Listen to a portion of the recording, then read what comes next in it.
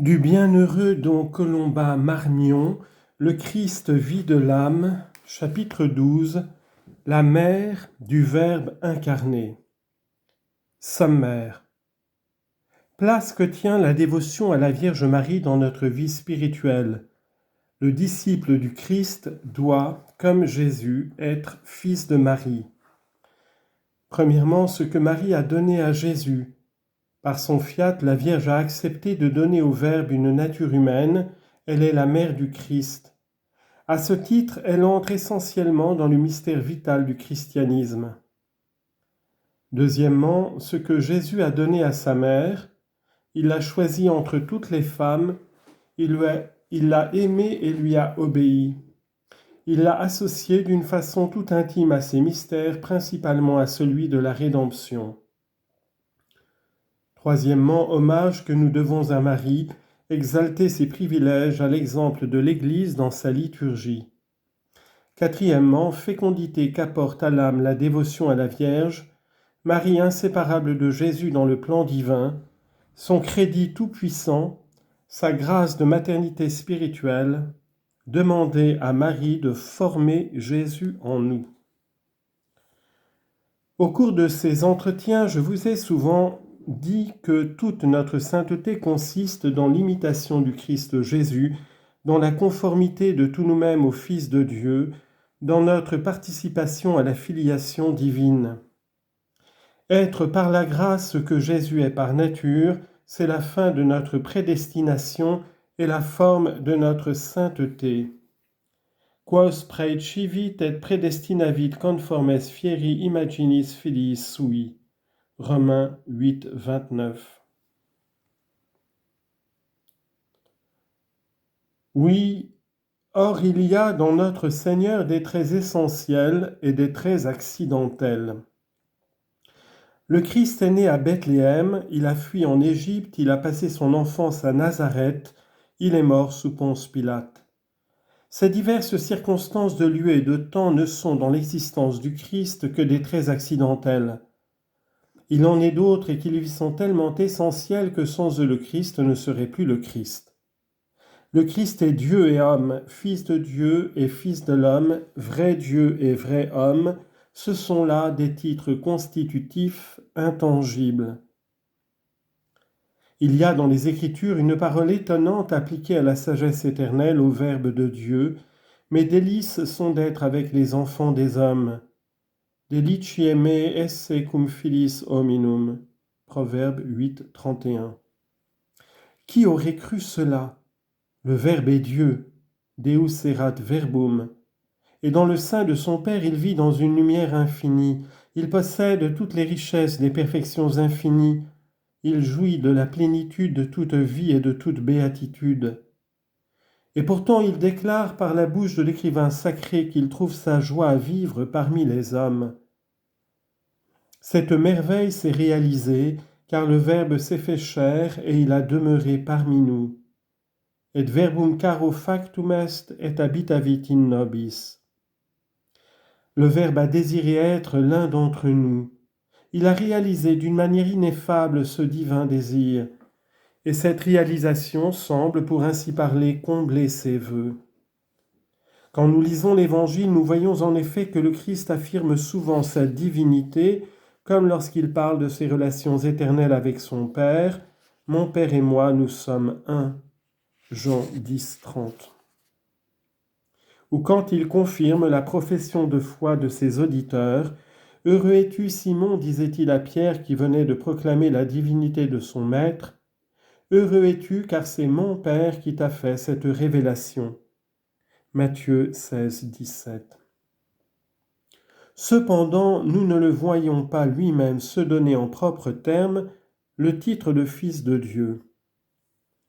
Combien de fois, au contraire, l'entendons-nous se nommer le Fils de l'homme? On dirait que Jésus est fier de ce titre, qu'il affecte de se le donner. Mais il tient à ne jamais le séparer de sa filiation divine ou des privilèges de sa divinité. Il nous dit que le Fils de l'homme a le pouvoir qui n'appartient qu'à Dieu seul de remettre les péchés. Marc 2, 10. Marc 11, 10.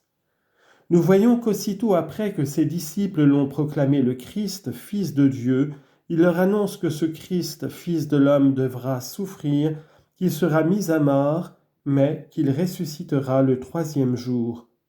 Marc 8, 31. Nulle part peut-être notre divin Sauveur n'a dans ses paroles associé avec plus de force et de netteté sa qualité d'homme à celle de Dieu qu'au jour de sa passion. Le voici traduit devant le tribunal du grand prêtre juif Caïphe. Celui-ci au milieu de l'assemblée met Jésus en demeure de dire s'il est le Fils de Dieu. Vous l'avez dit, répond Jésus, je le suis. De plus, je vous le dis, vous verrez le Fils de l'homme siéger à la droite du Tout-Puissant et venir sur les nuées du ciel. Jean 1, 51 et 3, 13. Remarquez que Jésus ne dit pas ce à quoi nous pourrions nous attendre, puisqu'il n'est question que de sa divinité. Vous verrez le Fils de Dieu venir en juge éternel et souverain sur les nuées du ciel, mais vous verrez le Fils de l'homme. En présence du tribunal suprême, il joint ce dernier titre à celui de sa divinité. Pour lui, ces deux titres sont inséparables, comme sont indissolublement unis et inséparables les deux natures sur lesquelles ils se fondent. On ne pêche pas moins en rejetant l'humanité du Christ qu'en niant sa divinité. Or, si le Christ Jésus est le Fils de Dieu par sa naissance ineffable et éternelle dans le sein du Père, Filius meus estu ego hodie genuite, Acte 13, 33, citant le psaume 2, verset 7. Tu es mon fils, moi aujourd'hui je t'ai engendré. Il est le Fils de l'homme par sa naissance temporelle dans le sein d'une femme. Misit Deus filium sum factum ex muliere. Galates 4, 4. Dieu a envoyé son Fils qui s'est fait fils de la femme. Cette femme, c'est Marie, mais cette femme est aussi une vierge. C'est d'elle et d'elle seule que le Christ tient sa nature humaine. C'est à elle qu'il doit d'être fils de l'homme. Elle est véritablement mère de Dieu. Marie occupe donc en fait dans le christianisme une place unique, transcendante, essentielle.